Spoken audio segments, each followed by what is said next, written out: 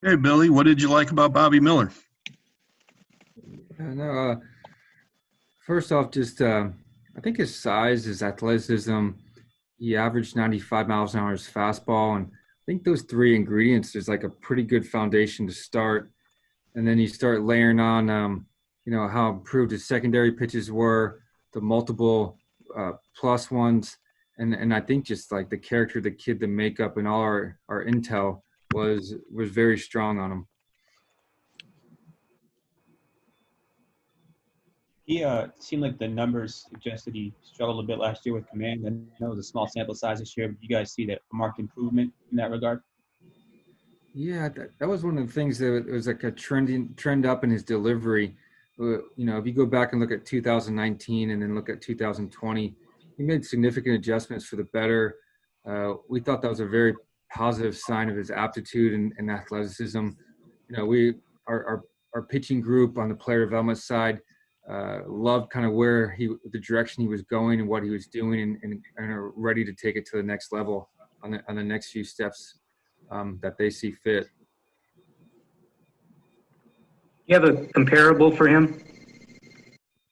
I don't know. Hopefully, you guys can find one like some big, number two starter that makes the All-Star games. Help me here. Any, we'll take him. We'll take it all. He was saying Walker, so it's his You were favorite saying Walker Bueller? pick. They're a little different body types. We're gonna have Yeah. to find. He's gonna have to find a little bit someone bigger. Did you guys already talk to him? Yeah, How'd he do? pretty good. Good. Yeah. All right, So good. he wants to start.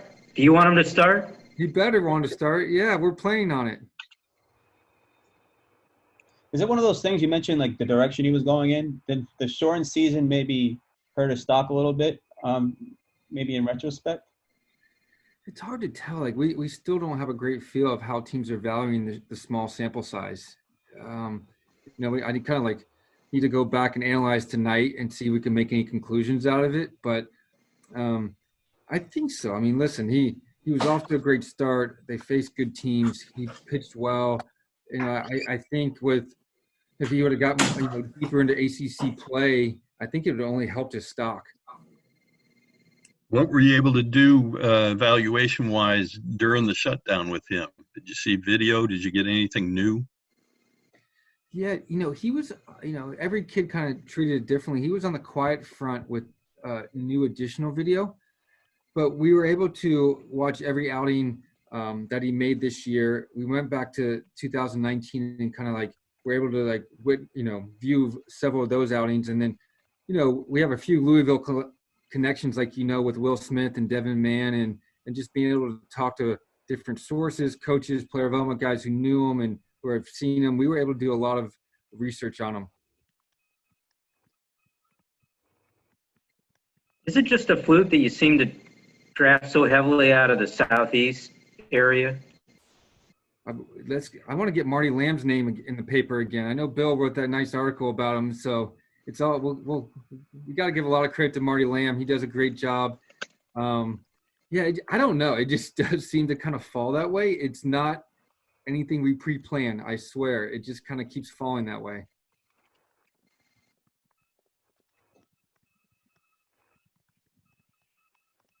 How long do you think it'll take him to get to the big league?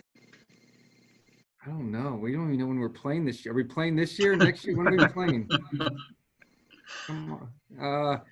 I do think, like, listen, we expect him to, race through the minor leagues with his talent level and ability to execute the pitches he can. We're going to map out a development plan over the next week, and then I could probably have a better answer for that. But we expect him to be a fast riser given his talent level, makeup, and his current performance. Would you guys, if there's a season, would you guys have him in Arizona? That's a good question. I'm not sure. We're going to try to talk internally on how we can handle that and what options there are. And we're still working through the rules that might be presented to us. So I definitely think that'll be a conversation. And, we're going to try our best to get him some kind of development time over the next 3 or 4 months, depending on what they allow us to do. How highly did you have him rated coming into the calendar year? And if something changed, what made the change happen? Yeah, we viewed him as like an intriguing option coming in the year. Like we knew he's a great athlete. We knew he had big arm strength. We were a little concerned on just, all right, strike throwing command, secondary pitches.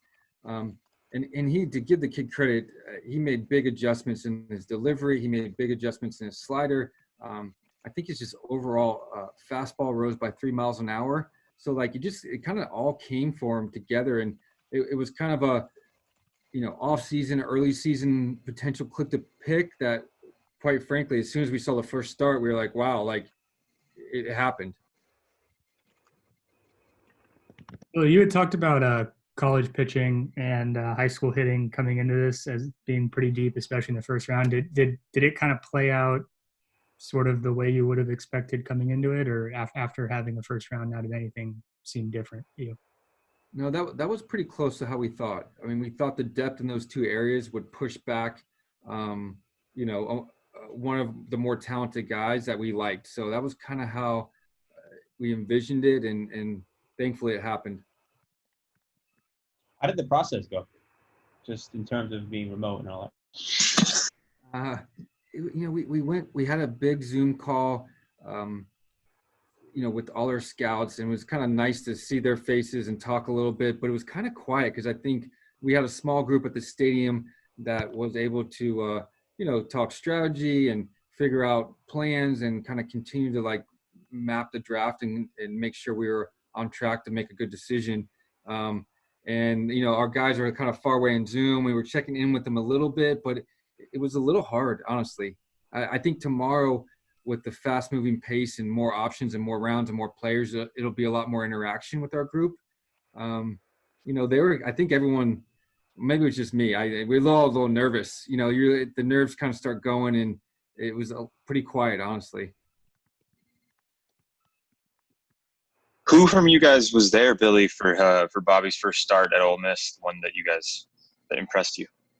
Actually, Marty was at his first start and really did a great job of ringing the bell early and kind of identifying that he had made this jump that we thought was possible. Have you seen him pitch in person? Not this year. With the shutdown, he was going to be one of my first guys to go to after before the shutdown, and then it all happened. So I have not this year. I have in the past. Got it. That's a good thing when you have a good staff and a lot of people you can trust. Yeah. We really rely heavily on them. But I imagine for you, it's a unusual thing, pulling the trigger on a player you did not see in his draft year, right? That's the source of the nerves you're talking about.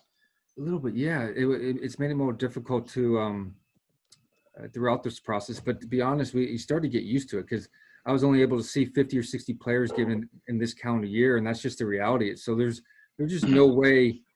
The odds were against me seeing the player for our first round pick just by the way the calendar worked and how everything unfolded. Gotcha. Did Andrew follow orders? What's that? Did Andrew follow your orders? He did pretty well tonight. I give him credit. How did they put him on TV? I don't think they put him on TV. Did they? Yeah, he didn't say anything, but they showed him. Very briefly, like 10 seconds. How did he look? Did he look like he was paying attention? Looked like he was in Stan's office.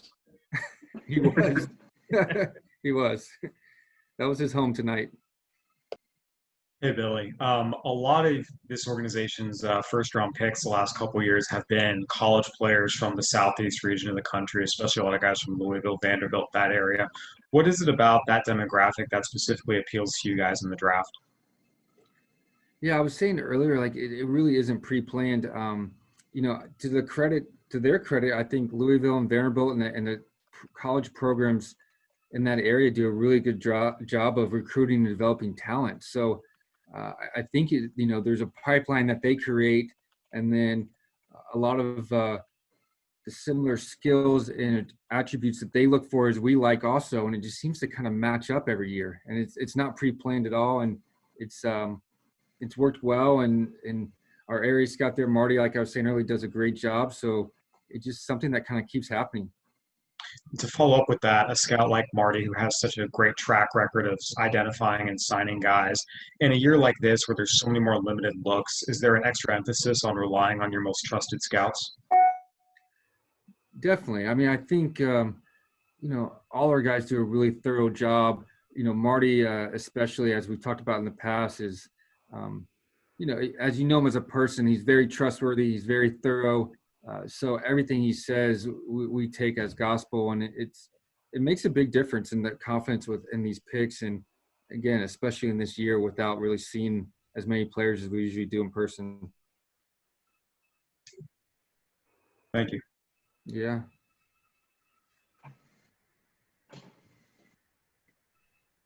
Anything else for Billy? Thank you, Billy. Thanks, guys. Billy. Have a good night. Thanks, Billy. Thanks.